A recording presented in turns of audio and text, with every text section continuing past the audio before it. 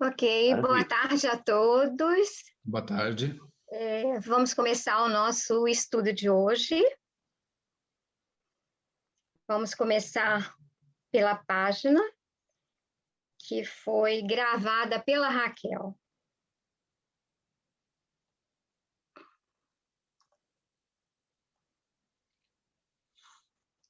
Olá, queridos. Vamos sentir Jesus pertinho de nós. Para isso, é preciso fazer silêncio, mas não silêncio exterior, silêncio dentro de nós mesmos, silêncio na alma, ouvindo apenas o som do nosso coração batendo calmamente, serenamente, recordando as palavras de Jesus sobre o reino de Deus. Vamos mergulhar nesse silêncio. Vamos proporcionar um encontro, um lindo encontro. Cada um de nós consigo mesmo. Sabe por quê? Nem todos que dizem Senhor, Senhor, entrarão no reino dos céus. Estas palavras são de Jesus. Ele quer nos dizer com isso que o reino é para ser construído por nós, dentro de nós, individualmente. Por isso, é preciso nos encontrarmos para nos conhecermos. Nesse silêncio interior, vamos nos perguntar o que nos inspira, o que nos emociona, o que ilumina nosso olhar, o que faz abrir nosso sorriso, o que nos entristece e faz chorar. Que virtudes já colocamos em nossa bagagem espiritual? Do que precisamos nos despojar, desapegar? Que temores nos aprisionam e que amores acolhemos? É dentro de nós, nos buscando, que encontramos as respostas. Só nesse silêncio interior, com Jesus nos falando docemente, é que promovemos o autoencontro. Conhecer-se é libertar-se.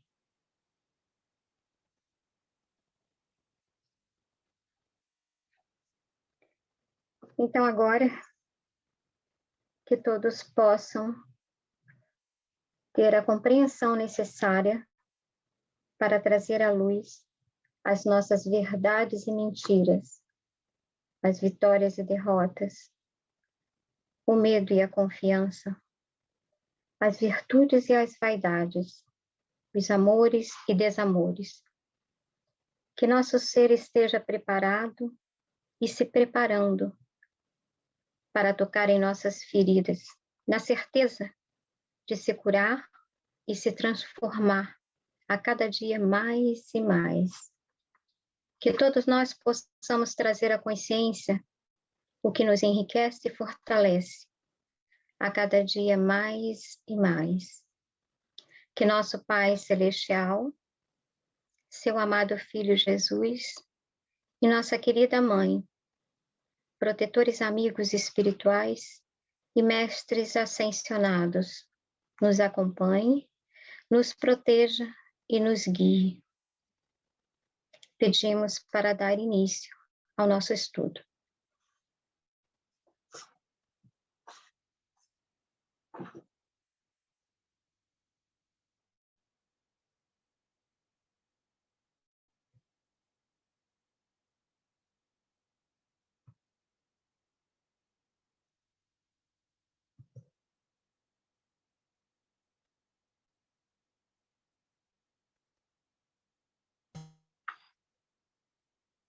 Vocês já podem ver a tela, ok? Então, boa tarde a todos. Obrigada por vocês estarem aqui comigo nesse estudo inicial. Antes de começar propriamente o estudo, eu queria iniciar agradecendo a oportunidade de estar junto de vocês desde setembro de 2020, em tempos desafiadores e com muitas incertezas, e juntos nós temos crescido através de muitos estudos, pesquisa, e por isso, mas não só por isso, eu tenho sentido a necessidade de conhecer mais a visão espírita do ser. Como eu falei, eu sou iniciante no conhecimento dos livros espíritas, mas a minha curiosidade latente e o empurrãozinho de uma pessoa do grupo me levou a estudar, a aceitar estudar Joana de Ângeles, né? Que eu falo para vocês. Tomei, assim, bastante coragem e determinação e me comprometi em mergulhar dentro de mim mesma.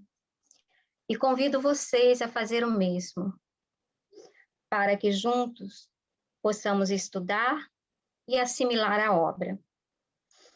Outra vez que nosso Pai Celestial nos oriente e acompanhe nossa viagem de autodescobrimento, autoconhecimento e automelhoramento. Então, hoje eu vou apresentar junto com vocês, e eu não sei de que maneira vocês achariam melhor fazer, no meu ponto de vista, pela minha pouca experiência, eu gostaria de fazer a apresentação toda. E depois, se vocês quiserem, vocês façam colocações no final, porque eu não sei exatamente quanto tempo vai levar, né? Tentei prever, mas não consegui fazer isso. Então, a gente vai começar por algumas leituras, onde nós vamos ter os textos lidos pela Cris, o Marco, a Tati e a Raíssa.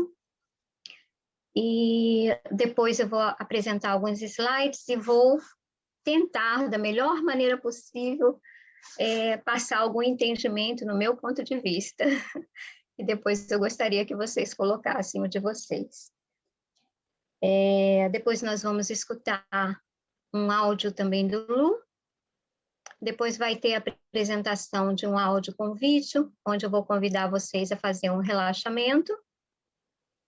Depois vamos partir para uma música, onde eu vou pedir para que vocês façam anotações dessa experiência de hoje e que também escrevam uma frase para o grupo. Tá? Uma frase que venha do pensamento, do coração de vocês.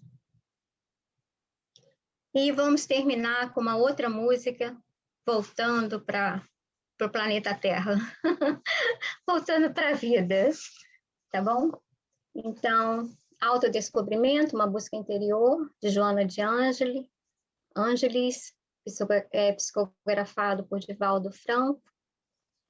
Grupo Alegria de Florescer. Então, aqui a estudante e expositora é a Fátima. Temos áudio da Raquel e do Luciano. Leituras, Cris, Marco, Tati e Raíssa. Deixa eu arrastar para cá. Ok. Então, em sua obra mediúnica, Joana de Ângeles trata de temas filosóficos, psicológicos e existenciais, fruto de suas passagens pela Terra e do trabalho desenvolvido por ela no mundo espiritual. Joana de Cusa, quem está com esse, por favor? É a Tati. Sou eu. Então, vamos lá. Joana de Cusa. Nos tempos de Jesus, Joana era esposa de Cusa, um procurador romano de cidade de Carfanaum. A fé de Joana era contrária às crenças do seu marido, e isso trouxe imensos sofrimentos àquela dama da sociedade romana, que tornou-se mãe, ficou viúva, e com o passar do tempo, viu suas atribuições aumentadas. Dedicou-se às atividades de ama seca e aos trabalhos domésticos para garantir o alimento do seu próprio filho. Já idosa, foi levada ao Coliseu Joana de Cusa, segundo informações de Humberto de Campos, no livro Boa Nova, era alguém que possuía verdadeira fé. Narra o autor que foi levada ao Circo dos Martírios, juntamente com o filho moço, para testemunhar o amor por Jesus. O mestre que havia iluminado a sua vida, acenando-lhe com esperanças de uma manhã feliz. Esperar um pouco para vocês subirem para mim.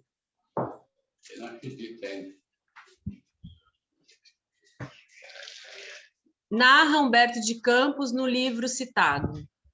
Ante o vozerio do povo, foram ordenadas as primeiras flagelações. Abjura! Exclama um dos executores das ordens imperiais, de olhar cruel e sombrio. A antiga discípula do Senhor contempla o céu, sem uma palavra de negação ou de queixa. Então, o açoite vibra sobre o rapaz seminu que escama entre lágrimas. Repudia Jesus, minha mãe. Não vês que nós perdemos? Abjura por mim, que sou teu filho. Pela primeira vez, dos olhos da Marte, corre a fonte abundante das lágrimas. As rogativas do filho são espadas de angústia que lhe retalham o coração. Após recordar sua existência inteira, responde: cala-te, meu filho. Jesus era puro e não desdenhou o sacrifício. Saibamos sofrer na hora dolorosa, porque acima de todas as felicidades transitórias do mundo, é preciso ser fiel a Deus. Acho que tem que subir. Tem mais um pouquinho de texto? Não, é esse, o final. Aí, esse é o final, né? É. Logo em seguida, as labaredas consomem o seu corpo envelhecido, libertando-a para a companhia do seu mestre, a quem tão bem soube servir e com quem aprendeu a sublimar o amor, juntamente com seu filho, para negar sua fé em Jesus. Como não renunciou seu amor no Cristo, foi morta e queimada numa fogueira junto com o seu filho, dizendo: Jesus era puro e Deus. Joana de Cusa morreu acreditando que o mestre havia iluminado a sua vida, acenando-lhe: não desdenhou o sacrifício. Saibamos sofrer na hora dolorosa, porque acima de todas as felicidades transitórias do mundo, é preciso ser fiel à esperança de um amanhã feliz.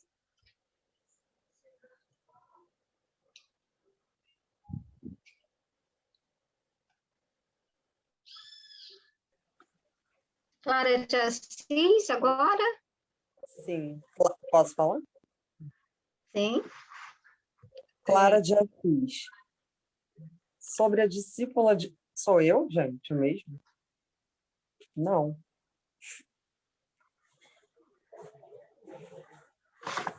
Fátima? Oi? Sou eu, né? Eu não... Sou eu? Não sou eu, não. É outra pessoa, desculpa. Ah, então é a Cris, Eu acho que sou eu. Não estou com a ordem aqui. Eu acho que sou eu. Vamos lá. Clara de Assis. Sobre a discípula de Francisco de Assis, sabe-se que era bela e rica, mas destacou-se desde cedo pela caridade e respeito com os quais tratava os menos favorecidos. Aos 18 anos, Clara fugiu de casa para viver conforme o otos de pobreza, obediência e castidade. Os últimos anos de vida da irmã Clara foram angustiantes em função de uma grave doença. Em seu leito de morte, Clara consolou suas irmãs espirituais, abençoou a todos e disse para si mesma: caminha, pois tens um bom guia. Ó Senhor, eu vos agradeço e bendigo pela graça que vós concedestes-me de poder viver.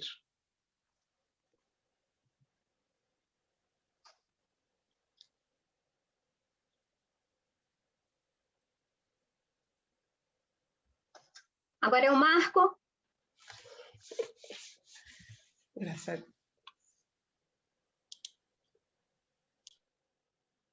Está fechado o seu microfone, Marco. Verdade. Desculpa. Vamos lá. Joana Inês de la Cruz, ou Joana Inês de la Cruz, né?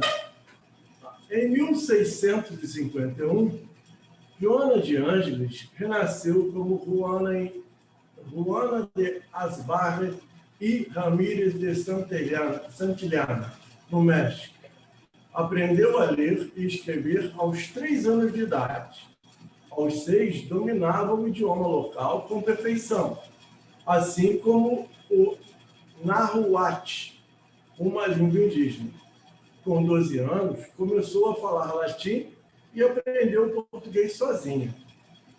Diante de tantos prodígios, a menina foi convidada para fazer parte da corte mexicana. Mas a garota queria aprofundar os estudos sobre os desígnios de Deus. Foi então indicada para a Ordem de São Jerônimo da Conceição, onde tomou o nome de Sor Juana Inês de la Cruz. Pode passar.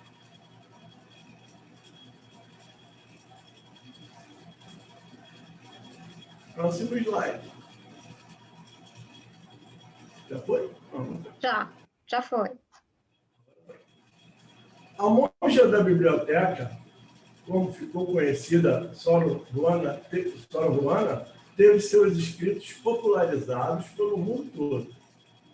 Foi considerada como a primeira feminista por ter defendido o direito da mulher de ser inteligente, capaz de lecionar e pregar livremente. Em 1695, houve uma epidemia de peste na região. Juana socorreu as suas irmãs religiosas e grande parte da população durante dias e noites. Aos poucos, as pessoas assistidas por Sor Juana foram morrendo e, quando não restava mais ninguém para cuidar dela, abatida e doente, morreu aos 44 anos de idade.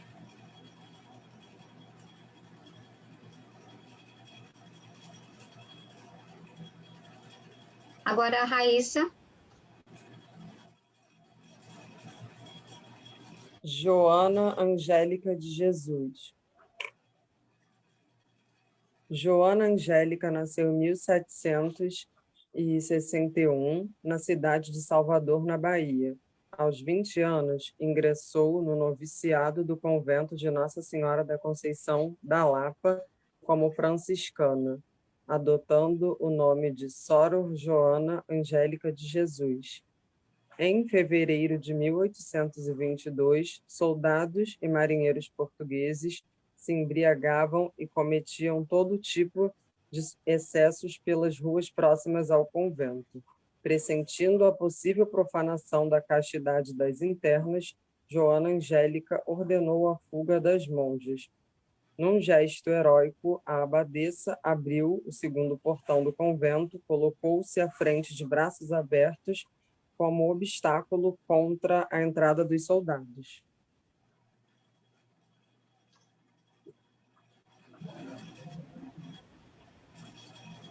Atingida no coração por golpes de baioneta, Joana Angélica ainda agonizou por 1 hora na entrada do convento até morrer.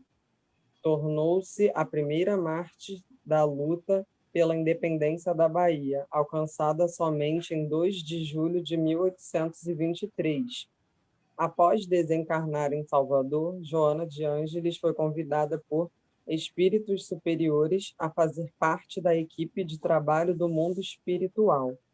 Joana de Ângeles publicou seu primeiro livro, Messe de Amor, em 1964. Sua produção literária tem, ao todo, cerca de 60 obras, todas psicografadas por Divaldo Franco.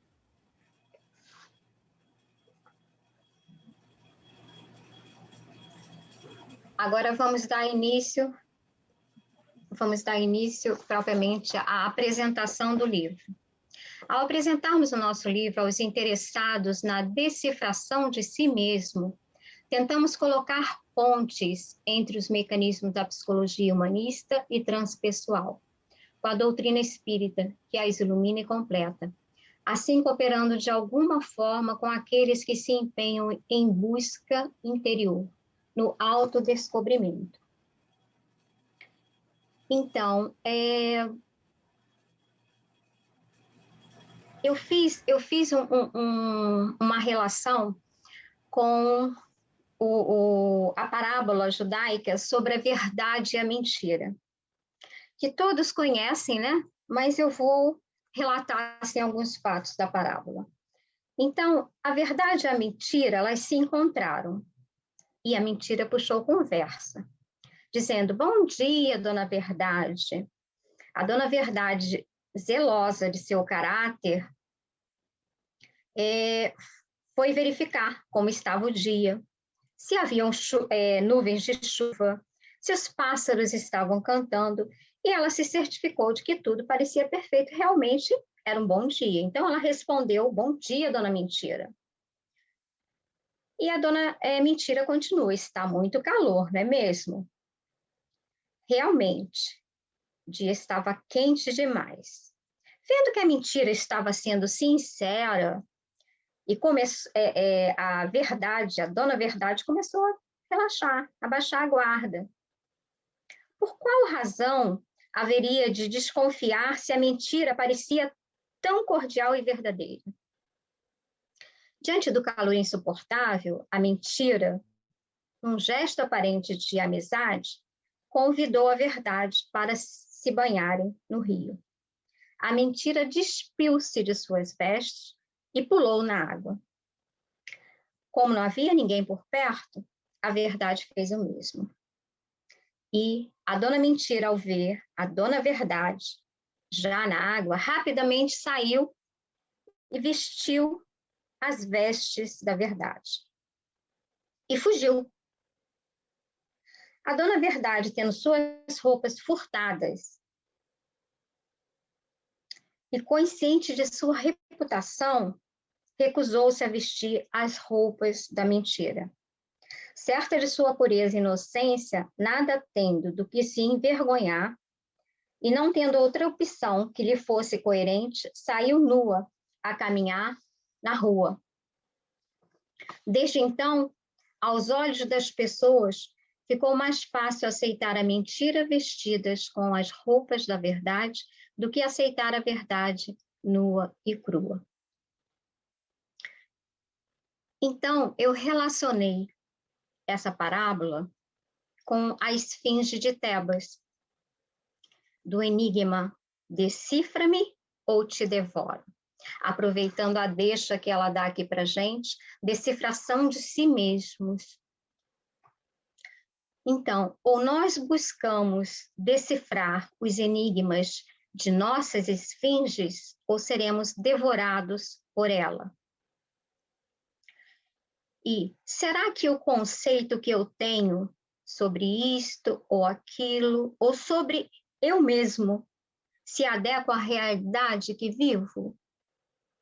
Então, aqui nessa parte, nesse parágrafo, né, a relação que eu fiz com a parábola e a esfinge, para que nós nos autoconheçamos, né?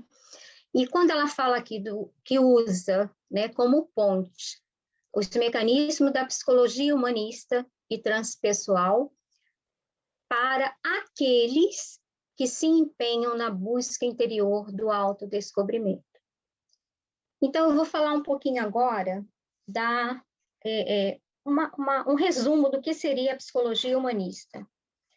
Ela enfatiza a saúde, o bem-estar, o potencial humano de crescimento e autorrealização, valorizando as capacidades e potencialidades características e exclusivas da espécie humana.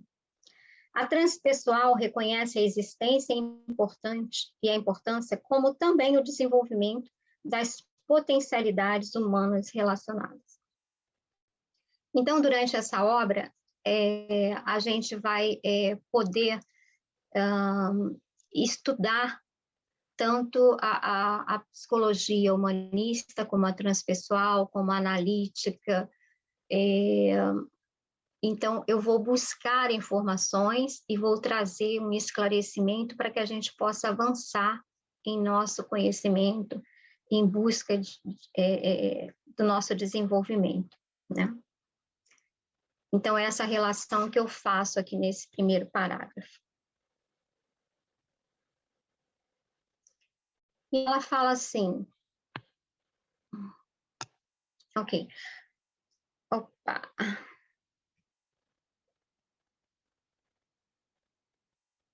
ok, não quer sair da minha frente aqui, ups, ok. Uma fagulha pode atear um incêndio, um fascículo de luz abre brecha na treva, uma gota de bálsamo suaviza a aflição, uma palavra sábia guia uma vida. Um gesto de amor inspira esperança e doa paz. Durante esses versos, eu fiz uma comparação com a parábola da candeia, né? A busca pela luz ampliando a consciência, né? E ela fala aqui numa fagulha, que pode atear um incêndio, mas uma fagulha também pode simplesmente acender um caminho, abrir um espaço num caminho para aqueles que ainda não podem ter uma luz muito ampla, né? Então, ela vai aos poucos falando com muita gentileza e com muita generosidade, nos guiando para entrarmos na obra dos estudos psicológicos, né? E quando ela fala um fascículo de luz abre brecha na treva, então traz a escuridão, ou seja, o inconsciente para o consciente. Uma gota de bálsamo suaviza uma aflição. A gente pode falar que uma boa palavra, um acompanhamento, um olhar sincero, um ouvido atento, né? Uma palavra sábia, uma boa leitura, né? Tudo isso pode elevar o espírito, não é? E acender essa luz aí. Então, ela fala que esta é uma pequena contribuição que dirigimos aos que sinceramente se buscam, tendo Jesus como modelo e terapeuta superior para os problemas do corpo, da mente e do espírito, rogando escusas pela sua singeleza. Permanecemos confiantes nos resultados felizes daqueles que tentarem o autodescobrimento, avançando em paz. Salvador, 30 de novembro de 1994. Então, de novo, ela fala com muita generosidade e pede desculpa pela singeleza, né? Então, ela fala com generosidade, ela fala com humildade, mas também ela fala com prudência, sabe? Ela vai alumiando aos poucos para ir esclarecendo para cada um de nós que quer ou está se preparando, né? Para nos capacitarmos a assimilar o conhecimento para aquele que quer se instruir. Então, ela generosamente ela está mostrando um caminho. Agora, seguirá quem realmente quiser, quem optar, né? A psicologia espírita demonstrou que sem uma visão espiritual da existência física, a própria vida permaneceria sem sentido ou significado. Então, aqui eu gostaria de chamar a atenção, todos devem saber, mas vai ficar registrado, né?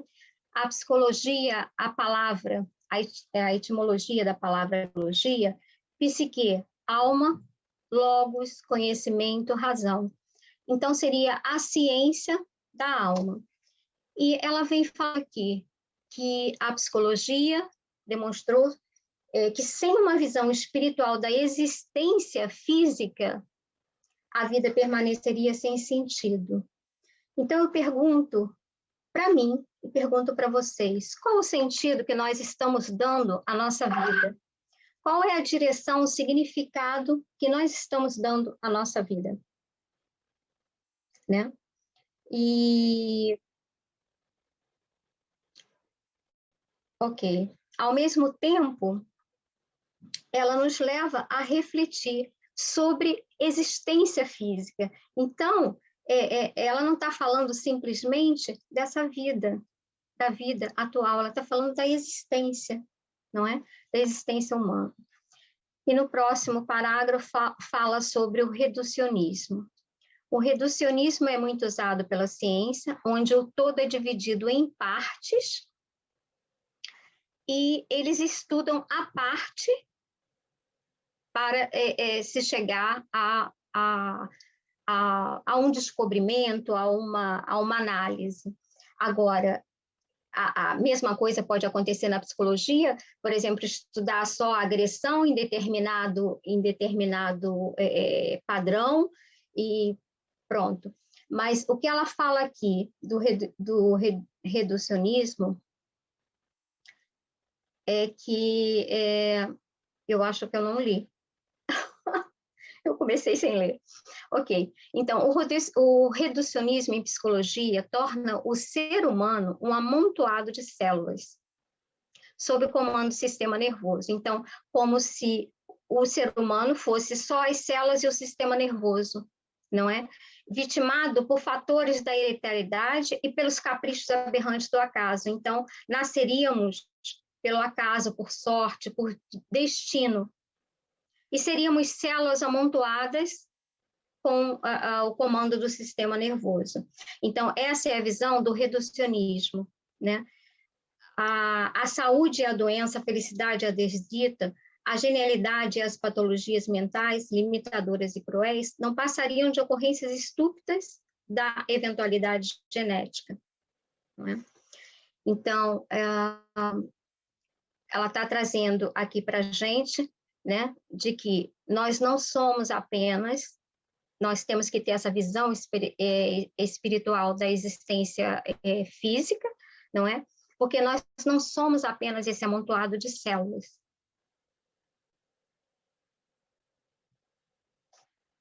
De novo aqui, opa. Então, o reducionismo, ele seria poderia ser explicado da seguinte forma: redução de uma coisa complexa aos elementos de que é formado, opinião segundo a qual um sistema pode compreender-se no seu todo, se compreender cada uma das partes, a tendência a reduzir uma área do conhecimento a outra mais particular, que se considera fundamental e nuclear, por exemplo, reduzir a biologia e a química, a matemática, a lógica, uma simplificação excessiva. Tá?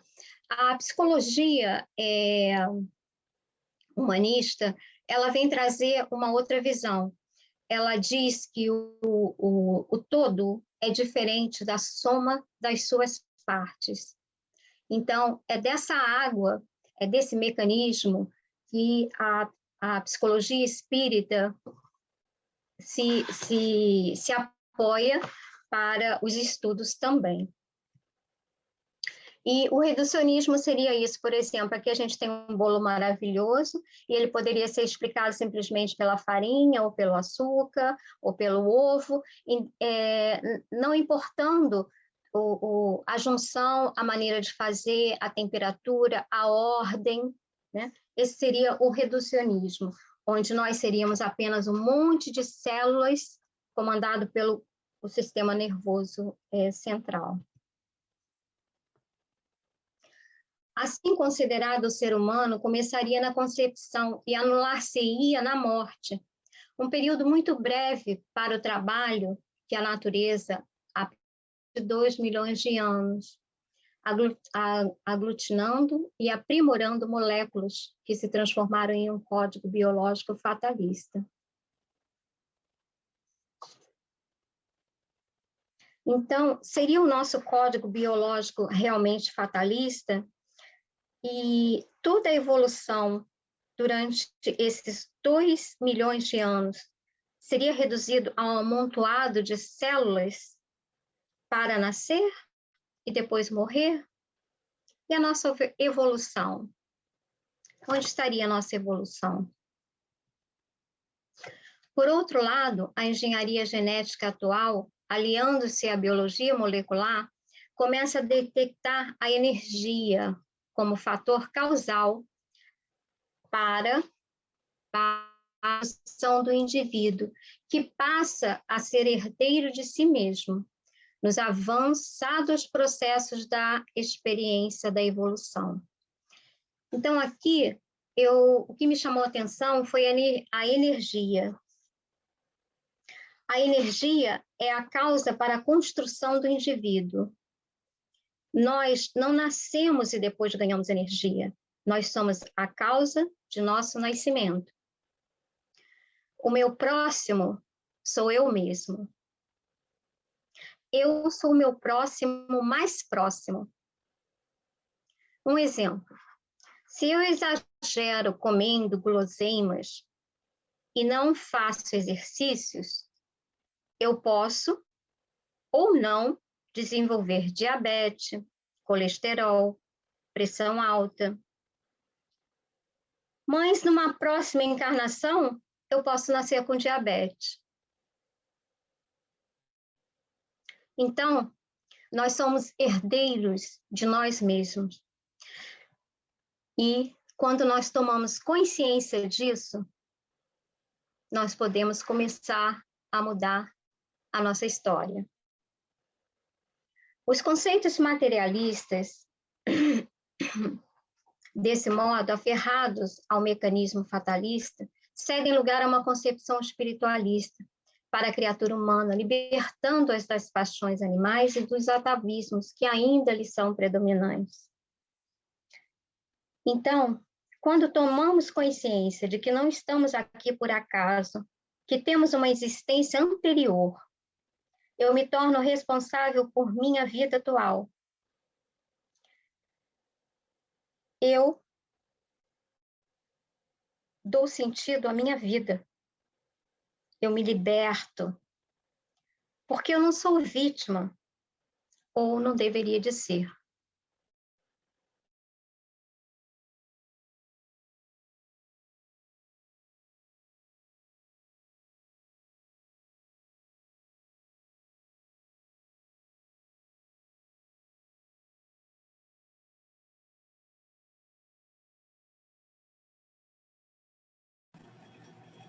Fátima congelou?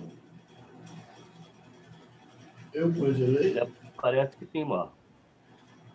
Eu acho que sim. Não é? Fátima? Vamos aguardar um pouquinho, ela deve voltar. Você congelou? Congelou. Volta, volta aqui.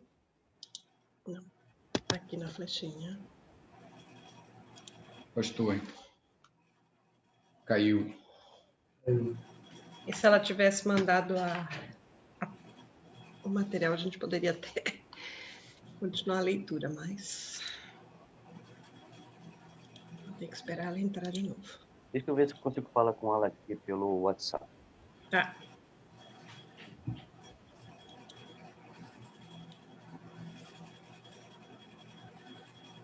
Vamos dar um pause aqui na gravação. Gravando.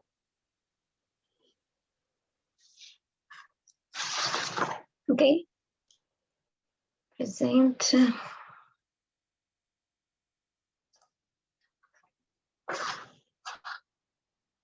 Ok, Fátima, é contigo. Ok, então, eu acho que foi aqui que eu parei, exatamente.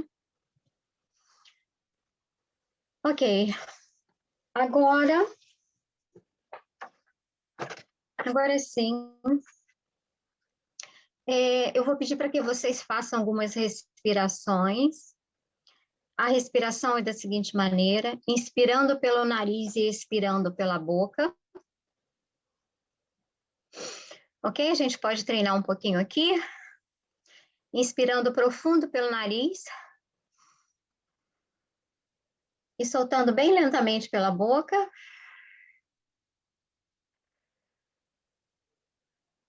Inspirando profundo pelo nariz.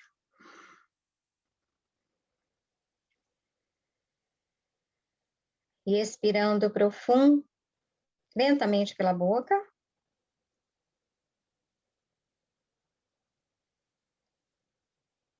Mais uma vez.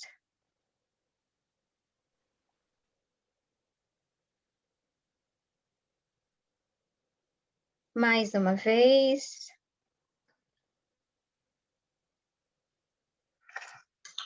Autodescobrimento como a chave do progresso individual. Você se conhece? Por que se conhecer? Alguém se conhece por inteiro? Como iniciar o processo de autodescobrimento? Qual o meio mais prático e mais eficaz que o homem tem de se melhorar nesta vida e de resistir ao arrastamento do mal? Responde um sábio da antiguidade: conhece-te a ti mesmo. Essa questão é de número 919 do Livro dos Espíritos.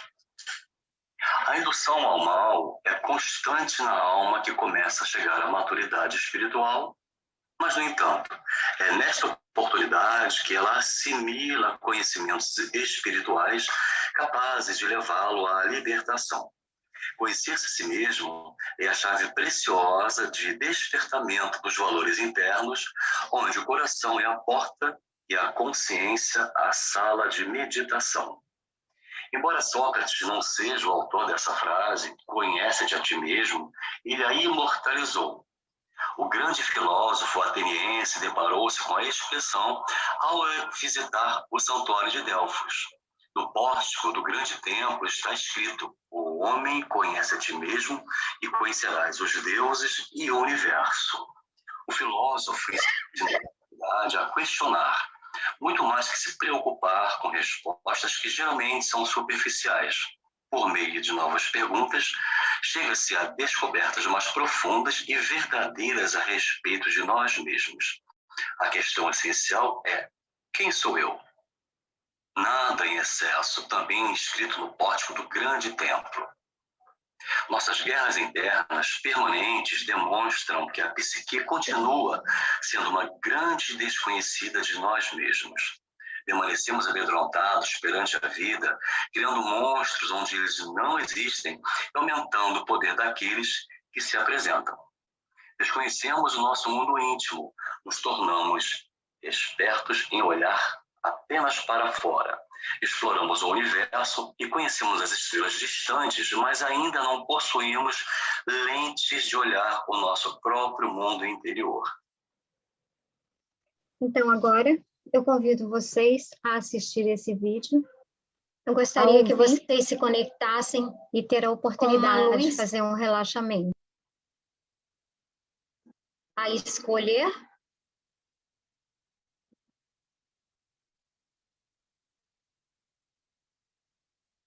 e prestando atenção na respiração de vocês, se conectassem com o universo que está fora e que está dentro de nós.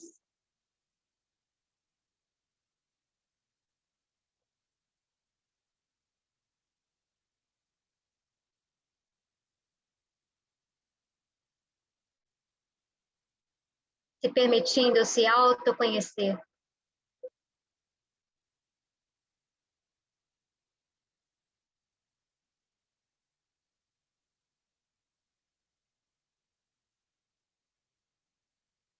E vocês podem fechar os seus olhos e continuar nessa viagem interior.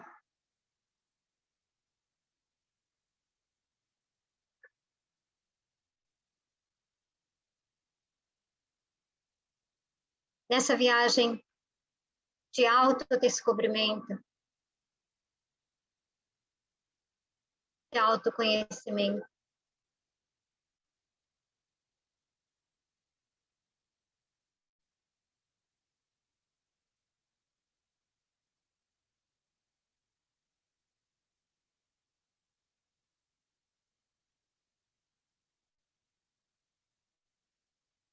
E possam se permitir relaxar e aproveitar esse tempo que é todo seu.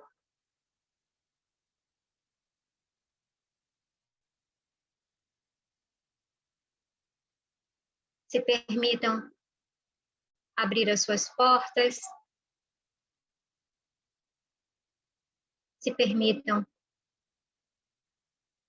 ir cada vez mais profundo para dentro de vocês.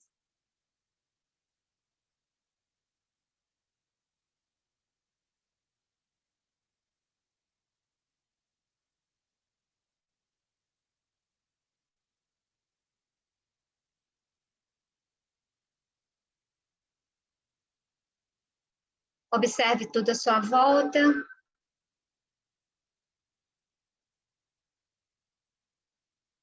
E se conecte.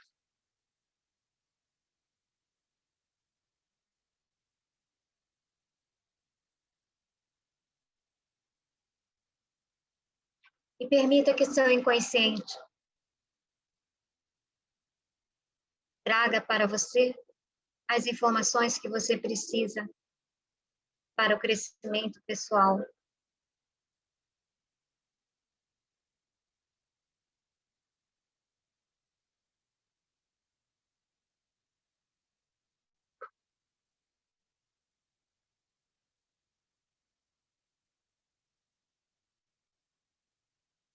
O universo que está fora está dentro de você.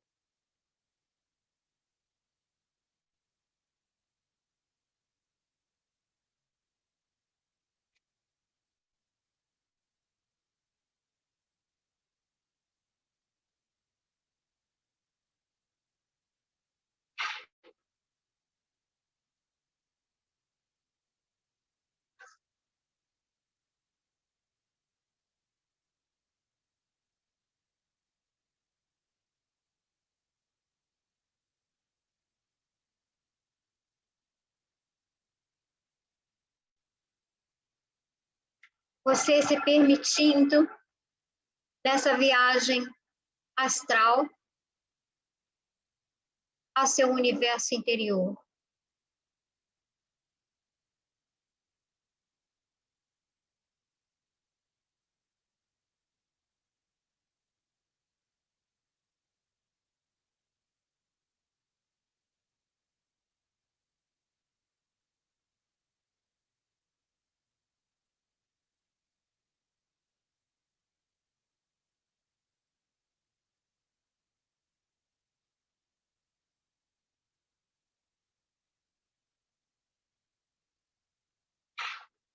E agora, devagar, vocês vão retornar para o futuro aqui e agora, trazendo essas lembranças.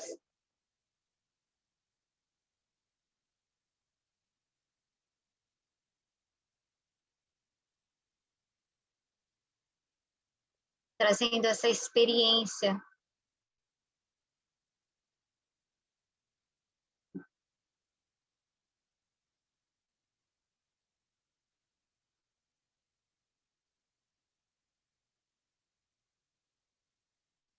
Se conectando com o futuro aqui e agora.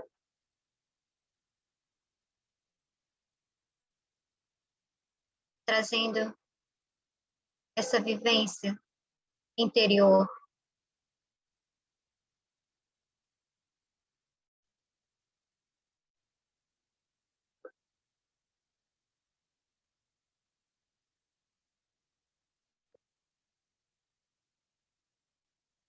Agora vocês podem ir retornando.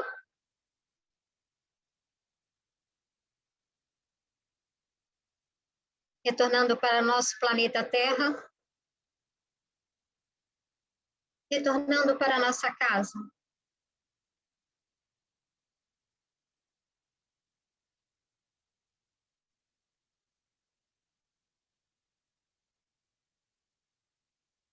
Retornando para a Terra, nossa casa.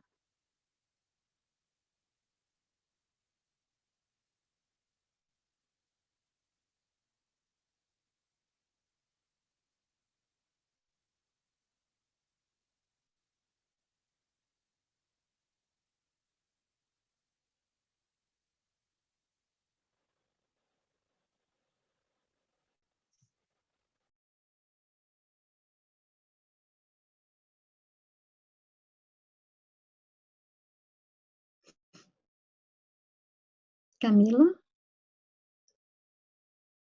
Sim. Estão todos aí? Só consigo ver Camila, seu Dalton, Marco, Cris. Estamos aqui.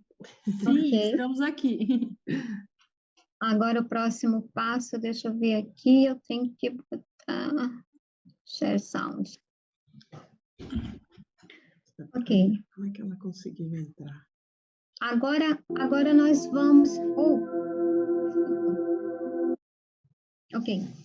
Agora nós vamos ter um tempinho para vocês escreverem a vivência de vocês. A vivência de vocês. Se alguma coisa ocorreu, se vocês tiveram a lembrança de algum fato, alguma coisa que é importante para vocês anotarem, vocês podem anotar. É pessoal, não é para ser compartilhado. Enquanto a música transcorre. E gostaria que vocês fizessem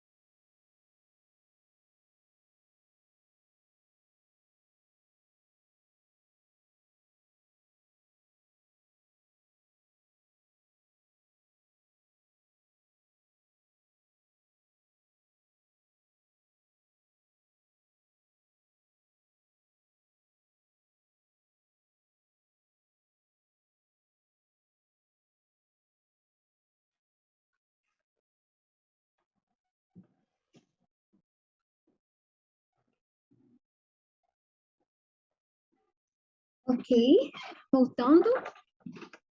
Eu gostaria de falar a primeira frase. Posso falar. Ok? Não.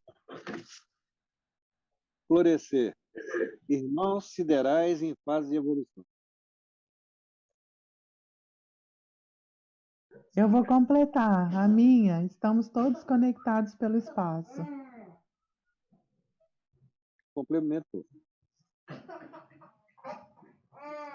Escrevi aqui no cantinho. E eu lembrei de uma frase que não é minha, mas que tem tudo a ver com o estudo e com o que eu senti com esse exercício, que foi a seguinte: o que negas te subordina e o que aceitas te transforma. Bom, eu não acredito que eu esqueci o lápis e o papel, mas ocorreu uma coisa muito engraçada. Assim que entrou a imagem, eu fechei o olho, me concentrei e, embalado pela música, me veio uma frase que é um pouquinho grande. E eu digo assim: grupo, já se foi o tempo em que éramos lagartas. Ainda não é o tempo de sermos as belas borboletas que seremos um dia.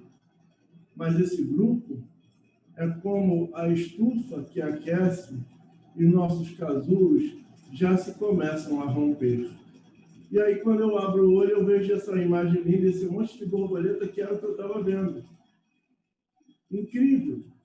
Eu olhei e falei: caraca, as borboletas. Emocionante. Olha só, eu gostaria de anotar, mas eu não estou conseguindo anotar. Então, acho bom que a gente depois no grupo, cada um coloque a sua frase, né? Coloca no chat, isso. É isso, para a gente. Eu não consegui realmente, mas legal. Quem mais quer falar? Posso falar? Pode? Então, eu coloquei assim: o nosso ser é infinito, como o nosso próprio planeta. Quanto mais mergulhamos, mais nos conhecemos. Uhum. Ótimo. Luciano e Fátima. Vamos lá. Você, hoje, é sempre melhor do que foi ontem. Cada dia, mais e mais em sua vida, lhe traz sabedoria. Se você aprender a controlar a si mesmo, a se autoconhecer e buscar a confiança em Deus, no plano espiritual superior, poderá controlar qualquer coisa.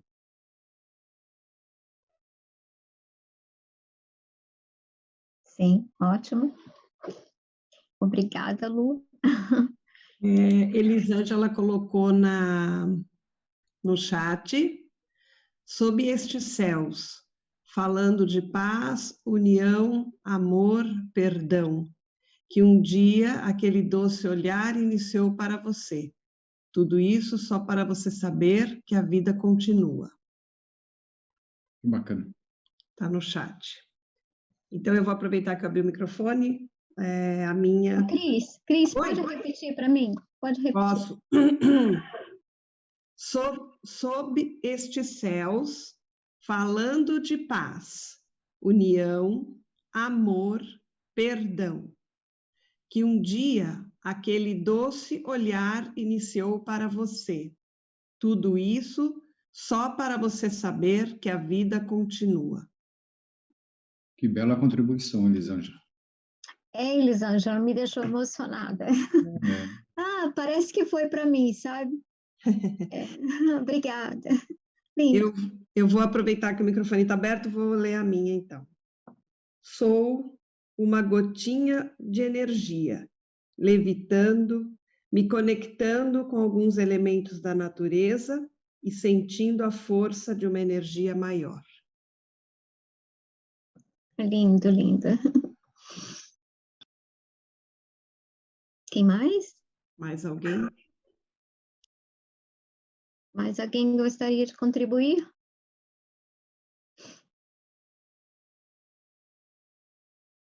Não? Então, agora Não sei se está dando para ouvir, eu entrei depois. Tá dando para ouvir, tá. Vocês me ouvem, eu estou com a conexão muito ruim. Vou escrever no chat ou no grupo. Uhum. Ok, Raquel. Então, agora a gente tem ainda algum tempo. Tem alguém que gostaria de dar alguma contribuição nos parágrafos que que foram lidos, né? Tem alguém que gostaria de falar mais alguma coisa?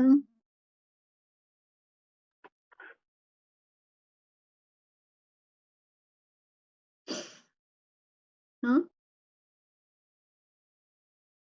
Ô, Fátima, eu só queria te parabenizar, porque foi muito legal a junção que você fez da psicologia, que é a que você estudou e usa como sua profissão, e a espírita com a Joana de Ângeles. Foi muito legal o que você fez. Quando você caiu, a gente estava comentando aqui o grupo, e esse final que você fez de relaxamento, eu particularmente aproveitei cada segundo, e você não faz ideia do quão bem você fez para mim hoje. Obrigada. Então, foi preparado com carinho para vocês, né? É o primeiro estudo, eu espero que eu consiga, com a ajuda de vocês, porque é claro que para entender esses parágrafos, eu fiz algumas leituras, eu assisti alguns vídeos, porque são assuntos que eu não domino, né? Mas eu fui buscando informações para poder complementar da melhor maneira. E espero poder contribuir mais. No próximo estudo, eu parei justamente nesse parágrafo, porque o parágrafo seguinte falaria sobre Freud e sobre Jung. Então, eu gostaria de acrescentar, né, a visão da psicologia, né, porque ela cita, ela relata. Então, quando a gente for conversar, eu já vou preparar antes uma visão da área da psicologia, né? E assim vai ser feito durante todo o livro. Agora, as partes que têm a ver com a visão espírita, talvez eu precise de ajuda de vocês, né? Então, quando eu não tiver conseguindo entender, com certeza eu vou pedir ajuda de vocês antes de apresentar o estudo, né?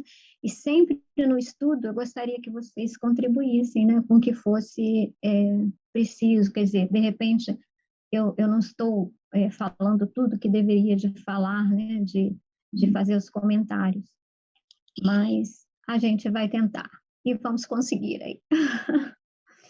Então, podemos fechar o estudo?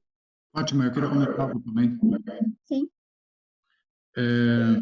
Da história da Joana de Ângeles, eu achei muito interessante, marcante, me emocionou muito quando você comentou da encarnação dela na Bahia, e ela evita a entrada dos soldados no convento e é atingida no coração por uma baioneta, né? Uhum. E que ela ainda agoniza por 1 hora até desencarnar.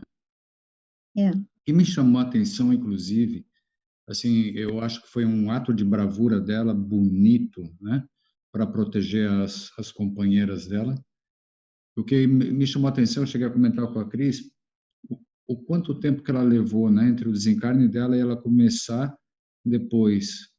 Em 1964, se não me engano, 1960 e pouco, ela começou a enviar, né, as mensagens, e aí vieram as psicografias, as obras todas de Joana de Ângeles, né? Então, a gente percebe a grandeza espiritual dela e quanto tempo ela levou para se preparar para poder fazer esse trabalho lá no plano espiritual. Muito interessante isso. E aí depois, no final, essa viagem de relaxamento que você nos conduziu hoje, né, pelo universo, é mais uma prova da nossa pequenez e da nossa insignificância, né? A gente passou ali por nebulosas, por complexos estelares, por complexos planetários, né? E são coisas gigantescas que nos indicam de uma maneira muito clara o quanto nós somos pequenos ainda. E até um dia eu me lembro que numa discussão que a gente teve aqui no grupo, né, o Marcos Celeno, ele falou bastante sobre isso, né, sobre os órgãos, sobre o nosso corpo interior, né? Se a gente pensar que o que é uma bactéria, né, dentro de nós, né? O que nós representamos para essa bactéria? De repente, uma galáxia inteira. Que um órgão nosso, para uma bactéria, para uma célula, pode ser um planeta, um sistema planetário, né? É interessante quando a gente começa a enxergar o universo e o que nós somos dentro do universo, e nós somos um universo também, né? Um universo vivo. É interessante pensar nisso. Boa colocação. Eu recebi hoje um vídeo, se eu não me engano, é um médico falando sobre isso, e foi quase em cima da hora de entrar no grupo, por isso que eu não botei, mas eu vou botar, depois vocês vejam lá. É exatamente isso que você está falando. Ele compara o nosso corpo a uma galáxia. Eu diria até que eu compararia a um universo. E ele compara a uma galáxia. Exatamente o que você colocou. Quer ver? Então, estamos em sintonia, meu amigo. E, Fátima, o trabalho de hoje, além de um trabalho, espírita foi um trabalho terapêutico. Viagem, você conseguiu fazer um trabalho terapêutico. Eu adorei o trabalho. Obrigada. Então, deixa eu só aproveitar aqui e fazer uma interferência, ao mesmo tempo uma provocação para a Fátima. Eu tenho assim, uma leve impressão de que nós estamos comungando na mesma linha de pensamento. Fátima, você tem uma semana para apresentar a sequência do trabalho de hoje. O próximo sábado está em aberto e é seu. Está em aberto. Material tá bom, você vou tem. Não, material eu tenho. Olha você só, tem. É só compilar. Sargento Luciano agora, primeiro Sargento Luciano, está comandando, né? Na hora da bucha, olha só, eu aceito, mas dia 2 agora, eu estou indo para um treinamento, né? Que essa semana eu fiz 2 treinamentos, dia 2 eu estou indo para um treinamento. Será que a gente podia conversar isso no final, então? Né? Para não ficar gravado. Ok, Lu? Perfeito, perfeito. Perfeito. Então tá ótimo. Eu aceito sim, mas vamos conversar no final. No caso, quem gostaria de fazer a prece, porque ainda tem mais uma música para depois a gente acordar. Quem gostaria de fazer a prece, por favor? Eu posso fazer, Fátima. Ai, que bom. Vamos lá. Bom, neste momento, nós vamos acalmar o nosso coração depois dessa sessão tão gostosa de relaxamento, desse estudo tão proveitoso que a nossa amiga Fátima nos apresentou hoje, pedindo a Jesus que ilumine os cantos sombrios da nossa mente, do nosso interior, e que possamos compreender as coisas que ainda não nos foram apresentadas, tendo paciência, mansidão, calma e prudência, para entender tudo aquilo que nos é enviado da forma como é enviado. Agradecemos aos nossos amigos espirituais, aos nossos amigos do grupo, pela tarde maravilhosa que tivemos hoje, noite por aqui também. E agradecemos principalmente a Jesus e a Nossa Senhora por essa oportunidade de mais um dia de aprendizado.